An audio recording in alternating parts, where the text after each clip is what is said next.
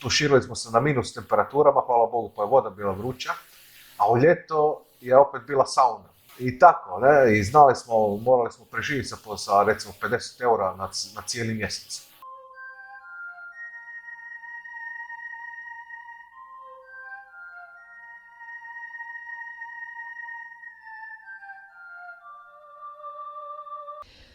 Evo nekako svećenička biskupijsko-misionarska sjemeništa Redemptoris Mater, informacija tamo ostavljaju uvijek prostora svećenicima za još, rekla bih, dalje misijsko djelovanje, biti na službu čovjeka i dalje.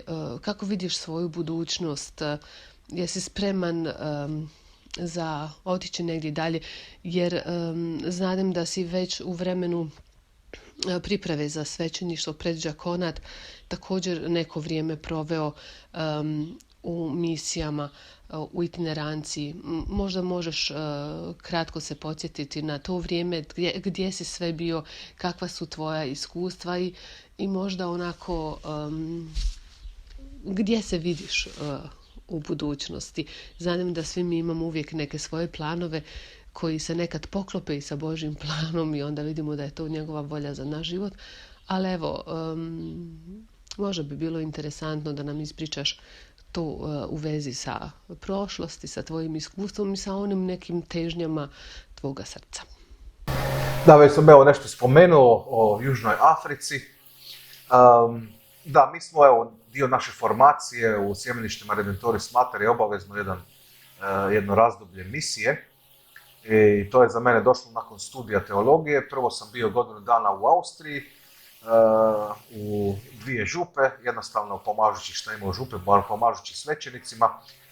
Onda sam proveo godinu dana u Makedoniji, u mjestu koje se zove Kumanovo, i jednoj misiji koja Ad Gentes se zovu te misije, koje se sastoje od par obitelji, jednog svećenika i možda mladića bogoslova koji njima pomažu. I evo da, mi smo bili tamo i skoro je to bilo jedino što je bilo s katoličke crkve tamo. Evo, i mi smo, bilo je to prekrasno iskustvo. To je bila prava misija, stvarno. Evo, bili smo u jednoj kućici koja je lijepo izgledala, ali izolacija u kući bila nikakva i nismo baš imali previše novaca, ne? Tako da u zimi je bilo strašno hladno. Znam da, recimo, tuširali smo se na minus temperaturama, hvala Bogu pa je voda bila vruća, a u ljeto je opet bila sauna, ne? I tako, ne? I znali smo, morali smo preživjeti sa recimo 50 eura na cijeli mjesec. Hvala Bogu pa tamo cijene nisu tako, ne? Kao u ostatku Europe, u razvijenoj Europi. Ali evo, to je bila prava misija, stvarno. Evo, sa ljudima koji su ili ne poznaju Boga ili bilo je, mislim, muslimana i dosta Roma tamo. To je bila stvarno prava misija. Poslije toga me čekalo jedno razdoblje u Bosni i Hercegovini, gdje sam bio dio jednog tima i posjećivali smo onda razna mjesta. Žepče, naravno, Sarajevo kao jedan veliki centar, Banja Luka nešto, i brinuli smo se evo za zajednice koje su tamo, razgovarali s ljudima, pokušavali njima pomoći, navještali riječ Božju. I da, evo, to su velika iskustva. Da, i na koncu je došlo vrijeme da se vratim u Njemačku, onda sam tu zaređen. A što se tiče sada, ja trenutno vidim da Gospodin poziva da budem ovdje, ne? Da stvarno dam svoj život ovdje. To stvarno ovisi o Gospodinu, ne? Vidim se trenutno baš u Njemačkoj, trenutno.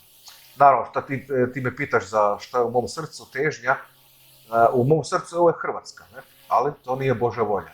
To nije Božja volja trenutno. I ja vjerujem da Bog zna što radi, ne? Da trebam biti sada ovdje, a ako dođe vrijeme da mogu propovijedati svom ljubljenom narodu, hvala Bogu. Ne znam, evo, da, to je ono što mi pada na pamet, ali velim, moje usmjerenje je misionarstvo, pa čak i sada kad bi netko rekao, kaj Hrvoje, nama se čini, ili biskup da kaže, meni se čini da bilo dobro jedno vrijeme misija za tebe, hvala Bogu. Hvala Bogu. To je iskustvo jedno, da u Bogu se nalaže život. Ne? Ni u kakvom stanu, ni u kakvim stvarima, ni u kakvom mjestu, nego stvarno u Gospodinu. U njegovoj volji. U njegovoj volji.